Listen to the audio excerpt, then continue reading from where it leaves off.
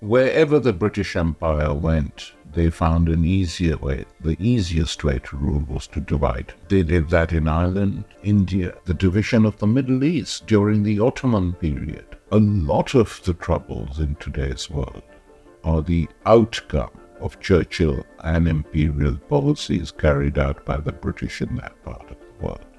So there's no forgiveness. History is still with us. Welcome to the Big Picture podcast. My name is Muhammad Hassan, and today we talk about the untold and often brutal legacy of the British Empire. A legacy that was reformed and romanticized in modern times through the image of Winston Churchill. To do that, I sat down with British-Pakistani writer, activist, and public intellectual Tariq Ali.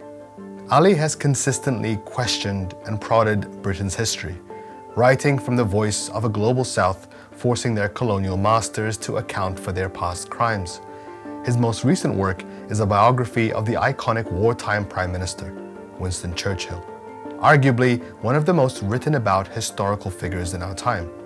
But the book, titled Winston Churchill, His Times, His Crimes, walks a different line.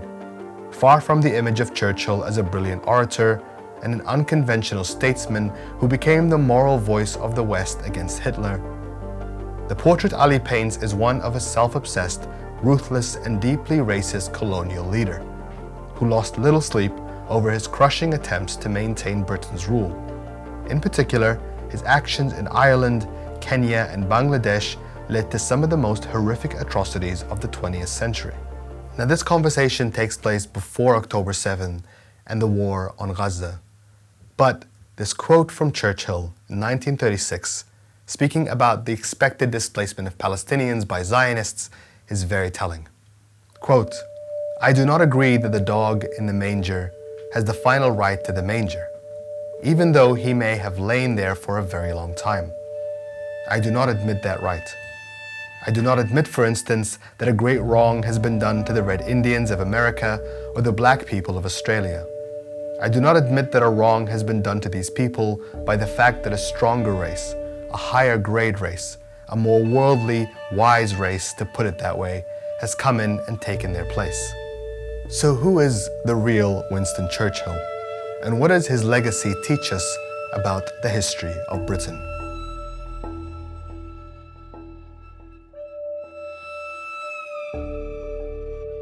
Tariq Ali, thank you very much for being with us. Welcome to the Big Picture. Very nice to be with you. I want to speak to you about Winston Churchill, who you have biographed in this book, who you are also very clearly an admirer of because you spent so much time digging into his history and his past and all of the colorful things that he has been quoted as saying over time, which is a lot. He was somebody that spoke a lot, that wrote a lot. And what was that experience like in trying to document somebody with such an abundance of material? Well, I had a different idea to most biographers because Churchill has become such a huge cult figure in this country and to a certain extent in the United States that I knew the story. I had read a number of his books before, but this time what I did was to read the biographies written about him, not all of them, but the worst ones and some of the best ones. And I wanted to contextualize Churchill, not present him as an individual with faults and, merits and all this, but to contextualize him and put him in the context of his time and the times that created the English ruling class that produced Churchill. So I did a lot of historical study and historical work to explain the formation of social classes in this country, their divisions, their rows, their fights. So Churchill for me was much more than the person who emerged during the Second World War to lead this country. For me, he was an imperialist warlord, a ruling class politician who had very little sympathy for the working class in this country. and who fought always on two fronts against his enemies, or people he thought to be his enemies abroad, and against the enemy within, as they used to call it, the miners, the railway workers, etc., at home. So I wanted to write a very different type of biography, and that's why I put his crimes up front. And one of the interesting things in reading this is that, as you said, a lot of the book is spent talking about the historical context, what was happening in the world, what was happening in the times where Churchill emerged. And at times, as a narrator, it seems that you are much more interested in these things than you are with his, particular take on them. Yeah, we know everything about him since, we've had hundreds of books written about him. We have had 3 drama series in Britain alone, 4 movies. So what more is there to know about him? So it was pointless to repeat all that stuff, good or bad. So I decided to do the book in a different way and also study the impact of Churchill's policies, or British imperial policies, which he represented, to see their impact in India, in Palestine, and then even during the Second World War itself, what Churchill did in Greece, crushing the Greek resistance, that it played a major part in helping to defeat the fascists and the Third Reich. And this resistance was crushed because Churchill was worried they would win after the war as well. A resistance led largely by the Communist Party of Greece and allied groups of the left. It was a left-wing resistance. So, what amazed me is when I sort of talk about the book, so many people don't know this stuff, and they're quite shocked. And why are they shocked? They're shocked because the Churchill presented to them as that of a god, a little icon you put in your homes and you worship. And this is I wanted to stress also that this is a relatively new development.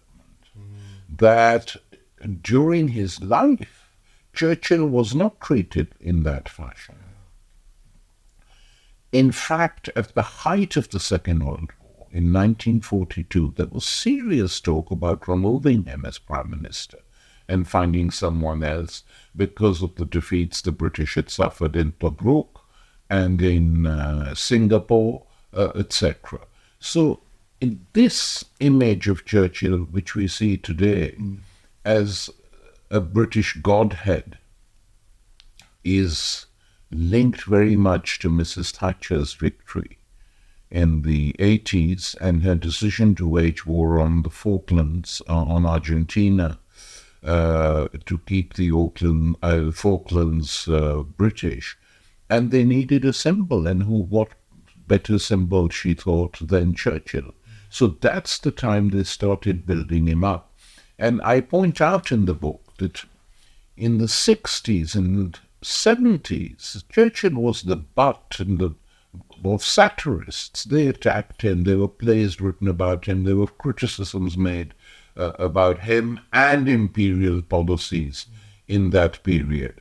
And that people have forgotten, and the young don't know.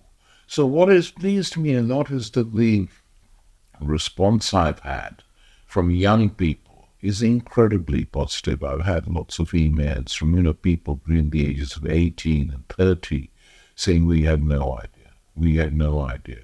So that is the reason I think why the book is doing, despite not too many reviews, especially from the liberal press. The Guardian didn't review the book, the London Review of Books didn't review the book, etc. But the right attacked it, and that got it noticed. So I'm very pleased. I'm very pleased that I did this book, because its aim is to educate, really, is to say, here is another view. We live in times where people don't like listening, whatever subject, whatever the debate, on the other side. They don't like debating. It's a sort of culture in which often people say, oh, I don't want to read the book because it refers to X and Y who we love in a bad way. And this has created a very narrow Philistine culture today.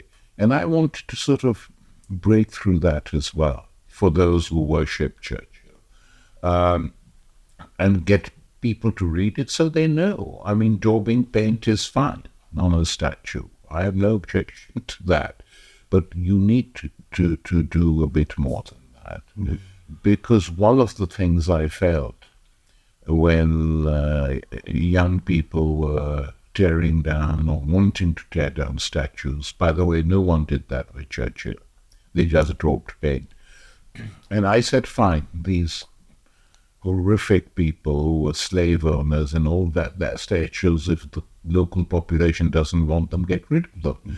But for the historical statues of people who created the British Empire, you can't tear all of those down because it's part of the history of this country. Mm. And a minority can't determine what that history should be or is. It's the past.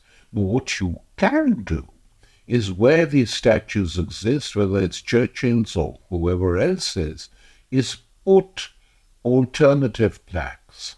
So this is the official view, this is the view of the whatever, the Historical Society of Worcestershire. You know, that there is another view.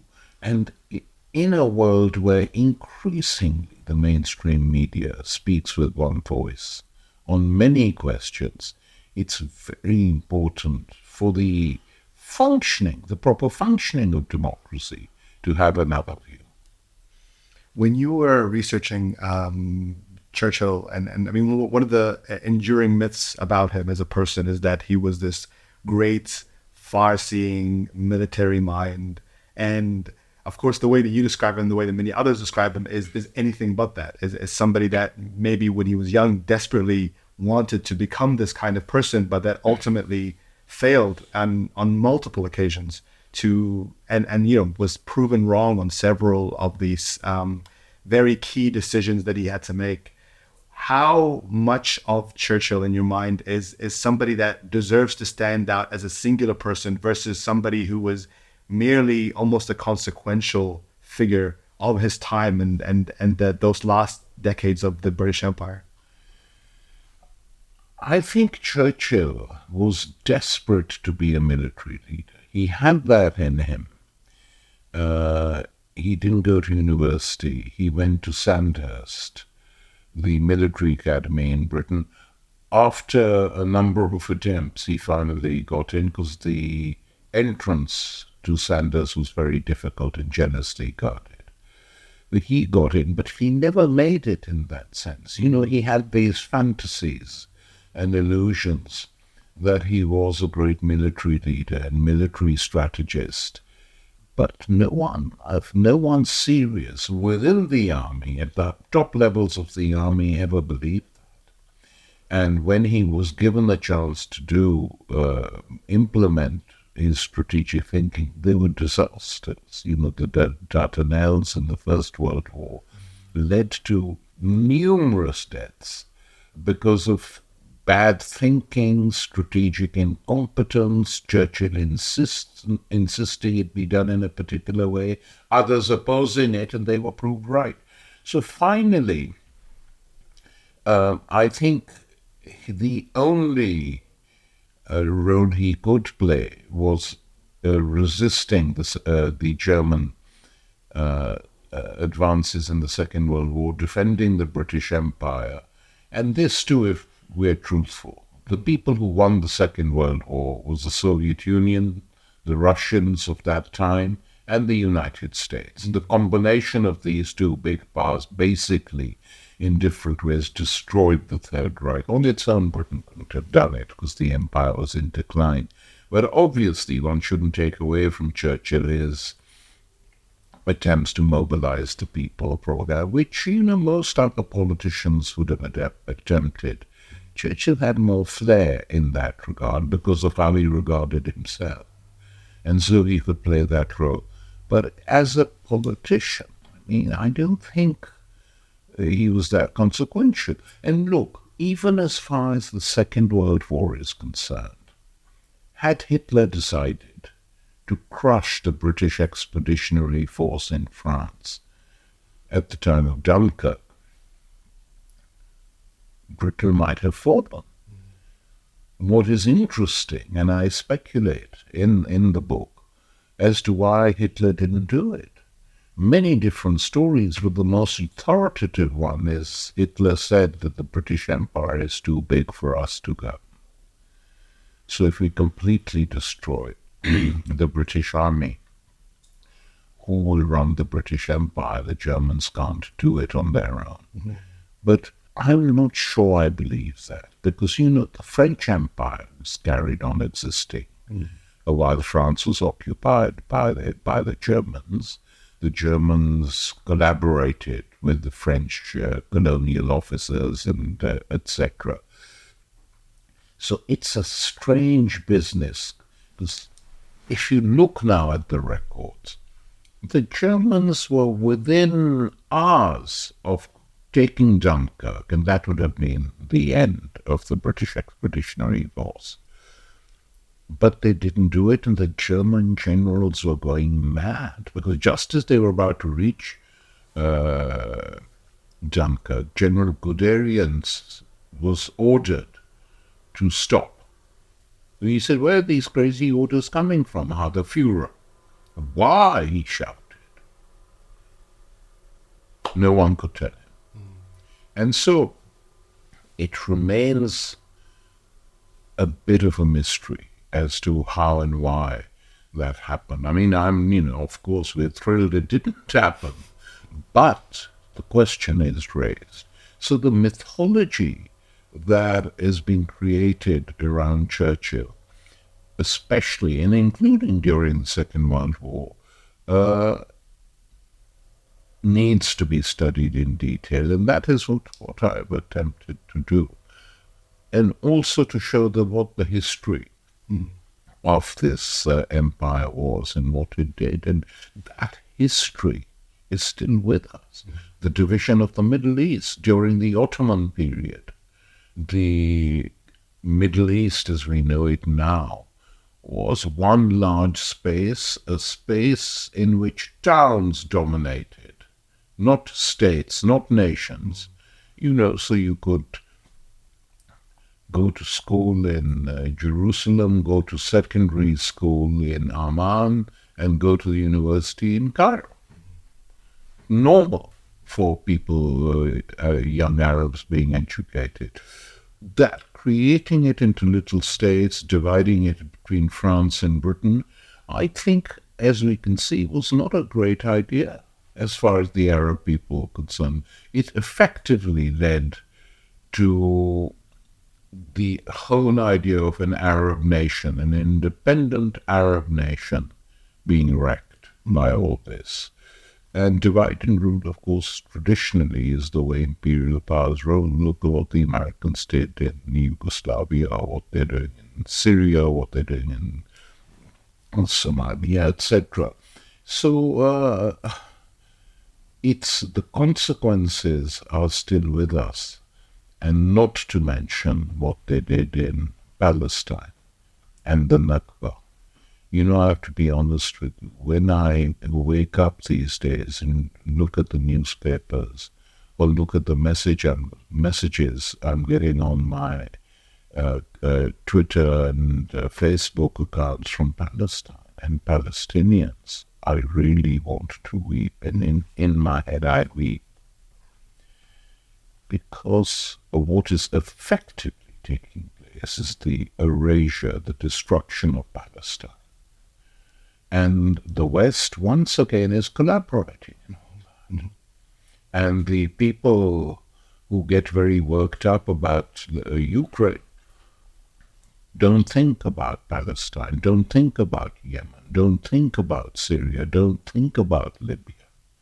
So these are dangerous times, and that too is part of the imperial legacy. for which Churchill was responsible. He said there are good Jews and there are bad Jews. The bad Jews make revolutions, and the good Jews are Zionists who want to build their own state in Pakistan. So a lot of the troubles in today's world are the outcome of Churchill and imperial policies carried out by the British in that part of the world. So there's no forgiveness. And I wanted to ask you, because, I mean, you yourself were born in what was British India at the time, just years before partition.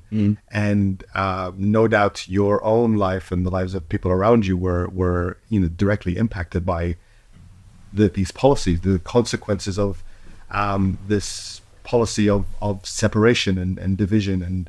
And you document how Churchill was one of the advocates of that in Ireland and in the Middle East and in the subcontinent.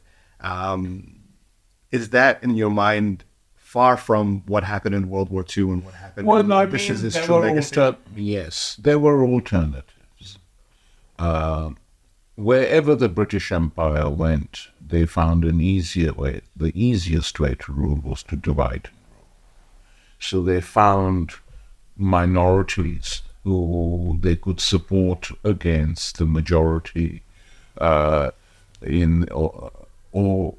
did that in Ireland. They did that to a certain extent in India. Curzon divided Bengal in India, partitioned it in 1911. It was like a rehearsal, a dry run for what happened in 1947. So they were thinking about all these things in the last 100 years of the empire and carrying them out. And India was particularly disastrous, not simply because of the way in which partition was hurriedly devised, but also the famine in Bengal, which there's a debate whether 3 million people died or 5 million people died. I mean, whatever, it's horrific. And this was a man-made disaster. The War Cabinet under Churchill and Attlee, the Labour Party was the same on many of these subjects. They decided there was nothing they could do to help Bengal. When they're taking all the rice out of the province, there's mass starvation, people are dying on the streets, there's nothing we can do. The British Viceroy in India, Lord Wavell, was shocked. His wife visited Bengal. She said, I have never seen human beings in this state. Welcome to the British Empire. And she pleaded for help. She did, what she could herself, but it was nothing on the scale. And Wavell's correspondence with London is quite sharp, saying, what do you think you're up to? So it's not a good story. And the attempt to make it into a good story, which started happening mainly in the Thatcher years, not exclusively, and is carried on if you look at the bulk of the books that are written. I mean, the British historians who claim to be important historians and pride themselves rarely mention Kenya. And the brutality with which the Kenyan people were treated by the white British who were there and occupying them and basically trying to divide Kenyas. So the best lands were given and handed over to the whites, as in Rhodesia before. And an American historian, Caroline Elkins, in Harvard, wrote a couple of books on Kenya. Most British historians, mainstream historians, ignored this completely. I remember in a debate with Niall Ferguson in the United States many years ago, I raised Kenya and, no, rubbish. Well, now the American academics are saying it, these British historians are saying, no, it did happen, we didn't cover it, etc. anything but rubbish. So this attempt of to override and to make invisible things which very clearly happened is not working. And I have to say that, many American historians are producing better histories of the British Empire than British ones. Very noticeable. Throughout your career, there's been this this drive to present an alternative narrative of world history as it has been dictated and written by European voices for a long time. What was the driving force behind that? What inspired you and continues to inspire you to be that alternative voice? It's not so much to be an alternative voice, though it has become that, but it's to tell the truth and not conceal things. So sometimes there are, exaggerations and untruths written, but the most common way in which many mainstream historians, not all of them write, is to conceal it, don't talk about it. It'll go away, people will forget. I mean, for instance, in the Churchill book, I give an account of the disastrous intervention against the Russian Revolution by Churchill and others. And the stories I have found to tell were there for people to find. They didn't. They turned their back on them. There were mutinies inside the British Army, which was sent to Russia. Senior officer from South Africa, actually, refused the orders from Churchill to use chemical warfare against villages captured by the Bolsheviks. He said, we're not going to do it. They just... World War I had ended, and the use of gas had offended everyone, used by both sides, not just the Germans. So this guy said, no, we're not going to use it. He is an incredibly popular officer.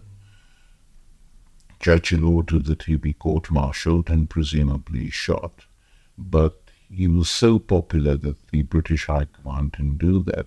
So instead they fought to end the intervention. They said it's impossible, it's not working. We were told we were coming to Russia to pick up British stragglers from the First World War, but this is a war to destroy a revolution, which we don't like. This is not the way to go about it. And these stories, I was really asked at 2 or 3 different meetings, Tariq, where did you get this information? I said, from the library. I don't have the resources as an individual to go and hire researchers. And I go into libraries and find the books. And that is the way I do it, precisely to debate and challenge what the mainstream historians are doing, and they're doing it for a particular purpose. The whole atmosphere changes. I mean, in the 60s and 70s, there was a big shift in the culture. For instance, on the First World War, there was huge criticism, because many of those who had fought were alive, and they knew it was a horrible war. They knew they would never do that again. They hated it. They wrote vicious songs. There were plays put on the stage attacking that war. But just a few years ago, they were lifting that war. It's a great war once again, putting all the blame on the Germans, etc., etc. So the way the culture shifts depends very much on what is happening outside that particular field as well. Mm-hmm. So satire, challenging government verities, the emergence of satirical magazines like Private Eye, all this helped.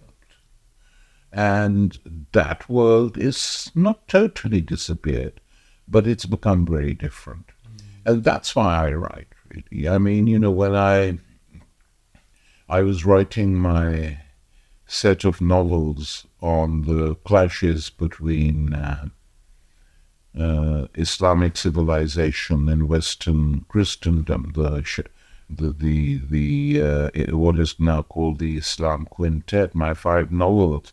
And people again said, my God, we didn't even know Islam was in Europe. Mm. Wow, really? Yes.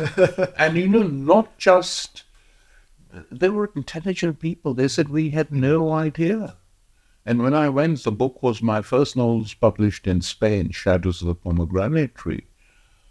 Kids would come up to me, they said, Islam was here for 600 years? I said, yeah. And they didn't force you to join. Lots of Spanish people, it was just joined, became Muslims. So that is now, I'm happy to say, on the course list, or it was, now that the right is going to win again. There's probably a school course list so people know their own history. Yeah. And that applies to the history of the past, but also history as it is being made. I mean, if you look at Ukraine, everyone will think it's just Putin. Now, Putin did a very bad thing, invading a country and declaring that the national self-determination of Ukraine was over. Okay, I don't support it. But nor do I support the previous 20 years in which NATO had been moving further and further closer to Russia to provoke, warned by its own people. CIA chief, the guy now warned them, don't do it. Don't try and drag Ukraine into NATO. It's a step too far. They didn't listen. So to just blame Putin without seeing the circumstances that led up to it, that's how they do wars. The Iraq War, virtually the same. Saddam was the ally. They used Saddam to fight against Iran. So to answer your question, it's when the media became a total instrument of the governments, and this happens especially when the wars are being fought. And the 21st century has become a century of wars. People thought there would be a peace dividend, but no. There's no peace dividend for the Palestinians, for the Arab people whose countries are being invaded, etc. So in these circumstances, when I don't find anything, I just sit down and write a book. I wrote a book on 9/11, Daesh fundamentalisms, on Iraq, Bush in Babylon, on Obama. When he came to power in the United States, he was elected. Lots of liberals and well-meaning people said, our black president. I said, attention, he may be black, but what is he going to do? And we now know what he did. Sent in more troops into Afghanistan, deported more people than Bush from the United States, but just like anyone else. It's like in Britain today. I mean, Rishi Sunak is effectively a second-rate banker. That's what he is. That the Tories have made him Prime Minister indicates their own problems in terms of not having leadership and not being able to deal with the situation under Boris. But the fact that Sunak is non-white, or that this completely imbecilical woman, Suella Braverman, is non-white, what does it mean? It means nothing. They're politicians. They carry on in the same old way. So using identity politics to determine whether something is progressive or not doesn't always work. Sometimes it does, but not in the case of mainstream politics. So I write, it's the way I go and speak at demonstrations for Palestine or against wars. But my main activity now, the last few years, has been writing, producing books, and then going and arguing in favor of them. And I'm glad that you mentioned Shadow of the Pomegranate Tree, which is a book that I love quite a bit. And I remember my experience reading that and reading the ending to that as well, with the scenes that you describe of the book burnings during the Inquisition. And And I found myself getting really emotional about the idea of how much knowledge could be lost and how many books could be lost forever, essentially, because of acts like this. And it reminds me of just the power that exists in who gets to tell history and who gets to narrate the events of our past and our present. Do you feel like today there are a lot more voices like yourselves that are from the global south, especially from that perspective, challenging the way that history is told? Yeah, I think there are a lot more voices. I mean, there's a whole layer now of young writers writing fiction, mainly in India, Pakistan, Egypt, Algeria, all over the world, which was first they themselves saw completely through European eye. And that's changed. That has changed a lot. When I did Shadows of the Pomegranate Tree in Spain, I got a letter from an Arab writer saying how nice you've done this book and I like it very much. And I've written a book too on Spain. And Rado Ashur, her name was. So we became friends. She was married to a Palestinian, a poet, Murid. And so we became friends as a result of writing this and discussed how she had written it and how I'd written it. But I was very thrilled by that because I said people are beginning to wake up a bit, and more people are doing this. I'll tell you a sort of interesting story about Shadows of the Pomegranate Tree. When that book came out in 91 or 92, really, I tell you honestly, very few people knew about Islam's history in Europe. Very few, including in Spain and Portugal. I got a phone call from a very top Hollywood agent. He said, "Hi, Mr. Ali, I've read your novel. I love it. It's totally cinematic. I would like to make it into a movie. And could I just explore with 3 or 4 top directors what they think, get them to read it, and I'll be back in touch." Well, I said, yeah, fine, I can't stop you. So do as you wish. Within a fortnight, he'd run back and said, I've shown it to a number of directors, and they love it. But they say in Hollywood, and he said, I'm now going to ask you a crass question, and I know you will scream, but I have to ask it. But 2 of these directors said, if he agreed to change 90% of the characters to Jews, we would make the film. Wow. Really? Oh, really. So I said to him, I did scream. He said, I know, you're right. You're going to tell me to jump. I said, I wouldn't even consider it, because the whole point of recovering the history of Islam in Spain and elsewhere in Europe is to tell stories that people don't know. And I said, it is not the case that it was the Jewish people who ran Spain. On the contrary, there are nice stories about the collaboration of Muslims and Jews, of how Jews got the highest positions they've ever had in Islamic Spain and Islamic Portugal. So he said, I know. I'm really sorry, forgive me. I said, it's okay. Don't worry. You weren't surprised. But even I was surprised. Well, how can you're telling a historical story. How can you change it and make it completely false? When I write historical novels, I never change the facts about inventing wars of this. I invent characters, but around historical facts. So I was really shocked by that.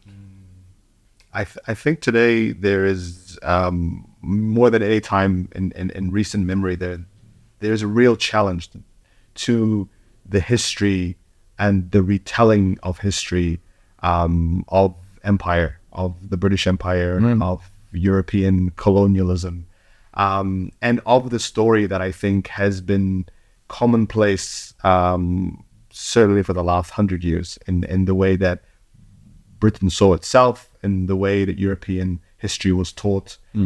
What do you think the consequence of this has been in terms of how people in the UK, British people, see themselves, see their own identity and their place in history? Well, I think a lot has changed in Britain since the Second World War, slowly. But it has changed, and there are large numbers of people who don't, who say the empire was a disgrace. Not a majority, I don't think, because they're quite proud of it. And they're proud of it on a strange level, not that we went and killed so many people, but that how could people from this tiny little island go and conquer the world? That's how they look at it. And I can understand why they do that. But that is not enough for them too to justify what Britain did. And the European powers, it wasn't just Britain, all the powers of Europe did this and participated in the rape of Africa. The whole continent was taken by the Europeans, and the British, of course, got the largest share, both in Africa and also in Asia. I mean, they took quite a lot. Now, the interesting thing is that the Americans wouldn't let the Europeans come to Latin America or South America. The Monroe Doctrine was put into place by the United States under President Monroe, who said, this is our backyard. You're not allowed in here. But the interesting thing is, I once saw this figure which interested and amazed me, is that Britain made more money out of its trade with Argentina than it did make money from large parts of Africa and other colonies. They needed these colonies to assert British hegemony. But in terms of money making, of course, they made money in South Africa from the gold mines. They made money in India and Pakistan, what is now Pakistan, through other means. But in quite a few countries in Africa, etc., they didn't make that much money.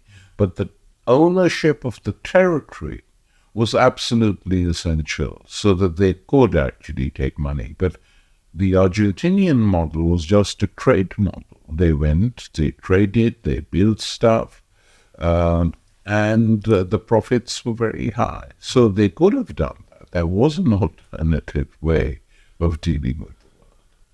Do you think this revision of history that is taking place, it's very much alive right now, is linked to this revitalization of Winston Churchill's image, this the way people talk about him right now, the fact that there's been dozens of books that have been published just in the last couple of years alone.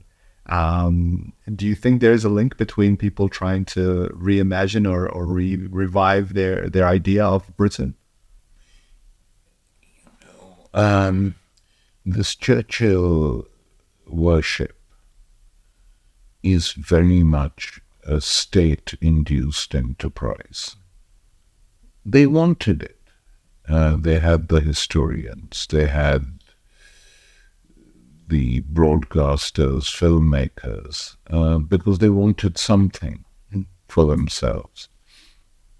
And Churchill, especially when they started reviving these sub-imperial dreams like Thatcher going and taking the Falklands, islands with whose return to Argentina was being negotiated by the British themselves. The Argentinians were stupid in how they behaved, but in any event, that revived Churchill and the uses of Churchill. And, since the beginning of this century, Britain has been involved in wars, not as an independent power, but as a power totally acting with and on behalf of the United States. And so Churchill offers a possibility of saying, well, look, we produced Churchill. That was long before we were the slaves of the United States. And so we have our own independent thing. And they think it provides, Churchill gives them an alibi of continuity between the British Empire and what they're doing now. And of course that isn't the case, because they couldn't do anything without the United States today.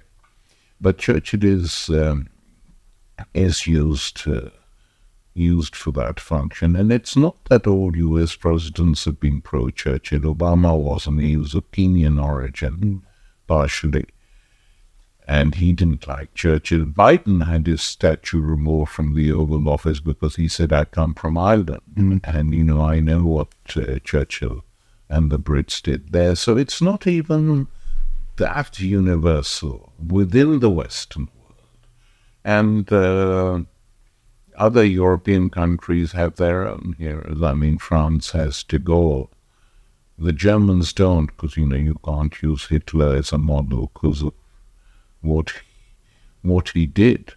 But by and large, you know, and also in quite a few parts of Eastern Europe, people are discovering old fascists and fought against the West in the Second World War. Their statues are being re-erected, etc., etc. It's a very strange transitional atmosphere. I don't think it will last long, but it might be another 30 or 40 years before we see changes. And then the world itself has changed.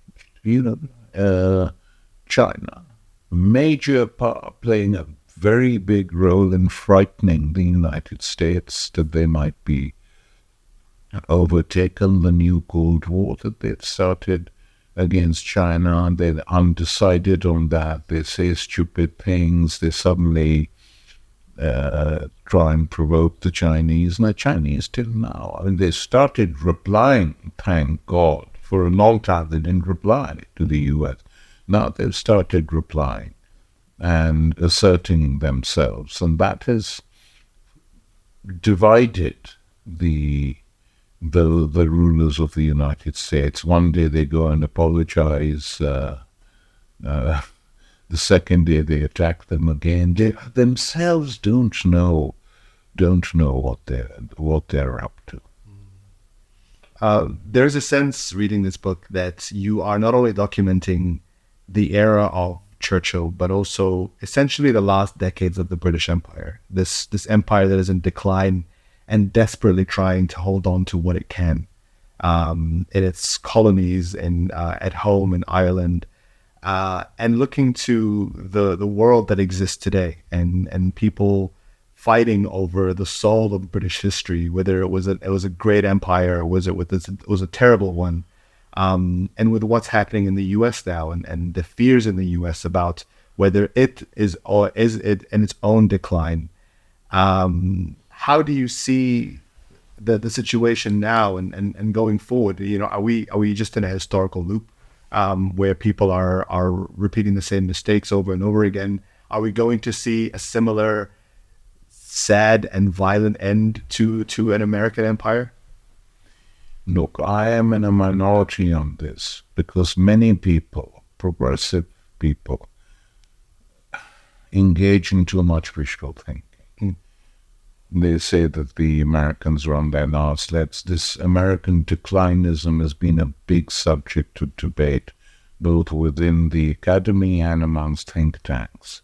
Well, obviously the United States is not as powerful ideologically as it was immediately after the Second World War in the 40s and 50s to a certain extent. But the fact remains the same, that there is no power capable of challenging capitalism on this globe. The Chinese have become very strong is because they managed successfully to create a state capitalism which they control. They don't give it total freedom to do what it wants, but That's how they grew, and that has made the Americans nervous. But let me just give you one example. China is like Victorian Britain, the workshop of the world. Virtually everything you see is produced in China. But all the top equipment, the necessary equipment, the spare parts which are needed in the present world, technologically, are still dominated by the United States. So even economically, they haven't declined as much as some people would like to think. Militarily, they are the most powerful country in the world. I mean, the Chinese can't compete with them, and I hope they don't, because that will damage their own resources. But the United States military spending is higher than the next 8 countries put together. Yeah. So you can't talk about declinism. My fear is that the Americans would rather destroy the world than give up their hegemony, their privileges, etc. People used to say after the Americans were defeated in Vietnam in 1975, this is the end of the American empire. And even though we were very happy they were defeated, we said it's not the end. After Afghanistan, people said they won't intervene anywhere. Well, they're intervening in Europe now and trying to shore up this slightly strange regime, which is composed of Ukrainian nationalists, Ukrainian fascists, and Zelensky, who's used as a propagandist globally. So it's not correct to say that the United States is on the path of inevitable decline, like the British were. It's a continent. North America is a continent. Britain is a tiny island. It has its own resources. It has produced, and I say this as a critic of the American empire. I mean, the fact that the biggest and most important discovery technologically over the last decades, the web, the World Wide Web, was produced on the west coast of the United States and not the west coast of China, speaks for itself. So we're stuck with them for the time I being. fear so, and the only way, in my opinion, is to resist. But, I return to Palestine. This upsets me more than even I could imagine. Just people, children being targeted, children being killed. The humiliation of the Palestinians, hardly covered in the mainstream press. It is a sign of how powerful the United States are. This is not Israel, by the way. I mean, they, of course, carry out this stuff, and it's their way of exercising and running the occupation of Palestine. But without if the United States were to say to the Israelis, pull away from all the occupied territories, or we're going to cut off, we're going to sanction you, like they do with any other country, it wouldn't be long before the Israelis began to feel the pressure. What happens in Israel and what the Israelis are doing to the Palestinians is supported fully by the United States. So one, shouldn't underestimate their impact at all. Finally, Tariq, do you have any words of advice to younger writers, younger activists, people that are wanting to really challenge the narratives of empire as they exist today? Yeah. My advice is do it. Sometimes it might affect your career adversely if you're in the academies, because they're tightening up now what academics can write and what they can't write and what they can speak and can't speak. I mean, university professors are being sacked from British universities for talking about Palestine. There's a famous case in Bristol going on even as we speak. What is this? And this has to be resisted. And resist it in openly resist it with a clear language. Don't try and cover it up by conceptualizing it to such a degree that what you're trying to say can't be understood by anyone. That can happen and has happened. So my advice is resist, intellectual resistance, cultural resistance.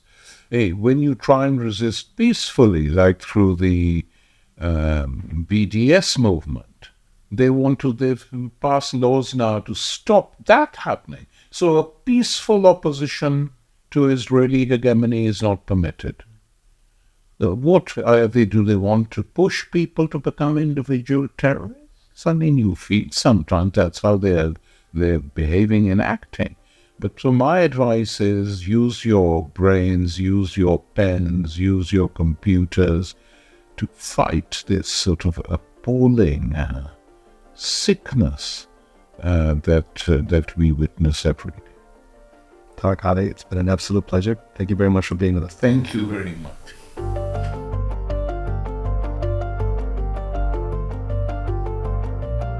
Thank you for watching this episode of The Big Picture, and a big thank you to our guest today, Tariq Ali.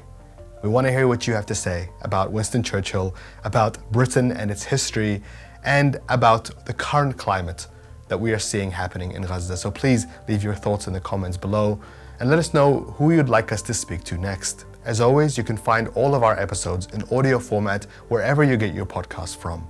And until next time, salam.